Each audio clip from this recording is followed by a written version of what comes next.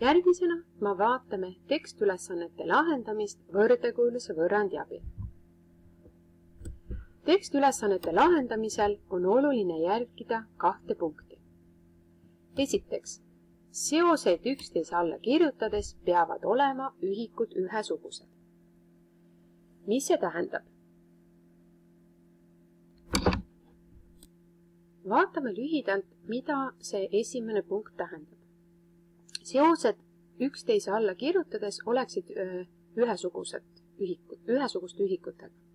Nii, kui me kirjutame näiteks ülemisele reale 3 kilomeetrit ja 4 tundi, siis alumisele reale me peame ka kirjutama nii kilomeetrid kui tunnid. Me ei tohi kirjutada siia alumisele reale näiteks meetreid ja siia minuteid.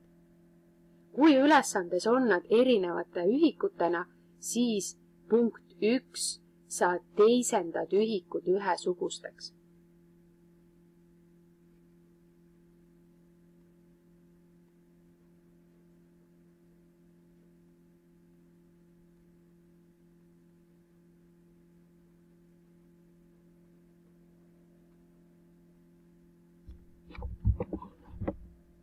Teine väga oluline punkt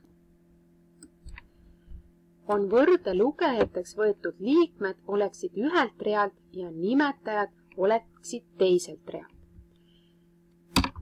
Kui me vaatame nüüd seda sama 3 kilomeetrit ja 4 tundi ja 1,5 kilomeetrit näiteks x tundi, siis lugejateks me võtame ülemisel, 3 läheb lugejasse ja 4 läheb lugejasse.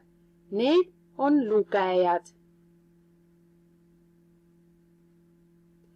Ja nimetajates võtame alumised arvud. 1,5 ja x. Need võtame nimetajateks.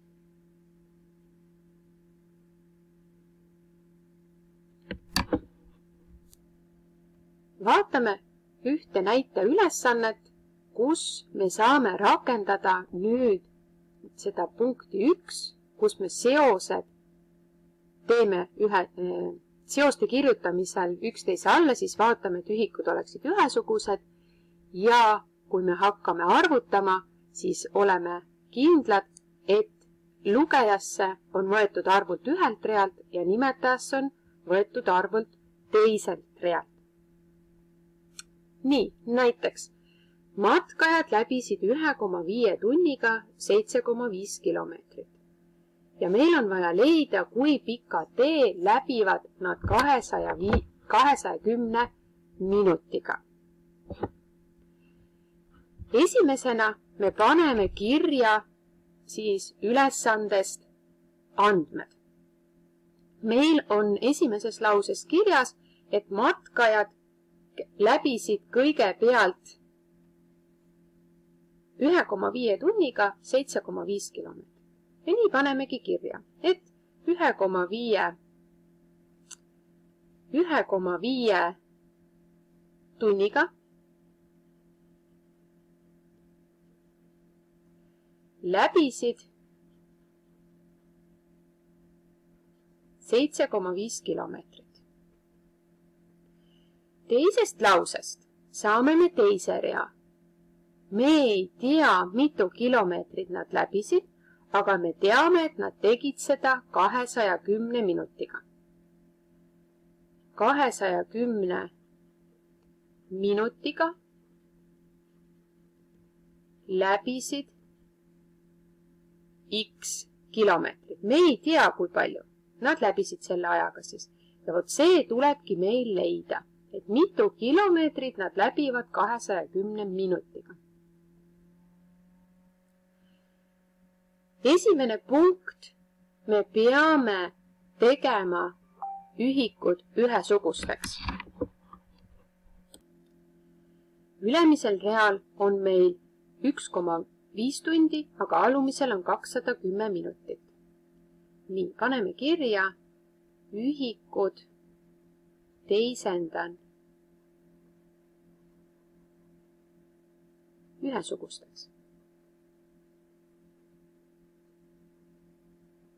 Nüüd on 2 varianti, kas sa teed 1,5 tundi, teed sa minutiteks või 210 minutit teed sa tundideks.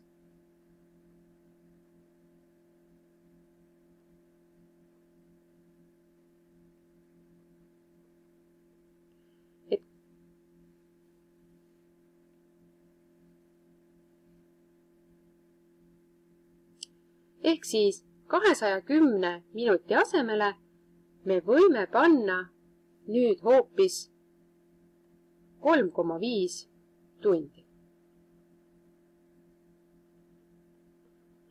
Ehk siis meil tuleb leida, mitu kilomeetrit nad on läbinud 3,5 tunniga.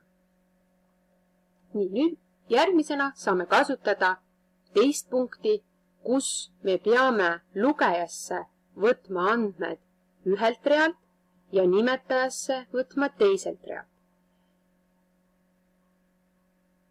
Nii, lugejasse me saame 1,5 ja teise lugejasse me saame 7,5.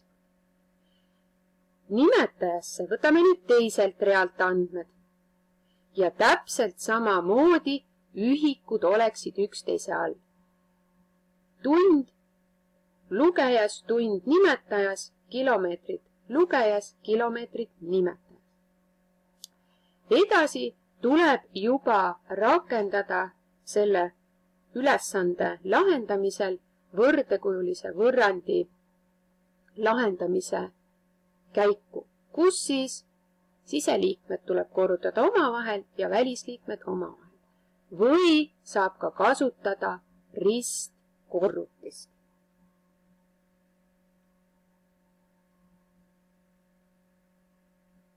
Üks 1,5 x on võrdne 3,5 korda 7,5.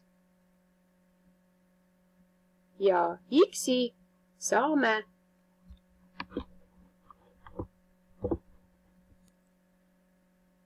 17,5 kilomeetrit. Ehk matkajad läbisid 3,5 tunniga 17,5 kilomeetrit.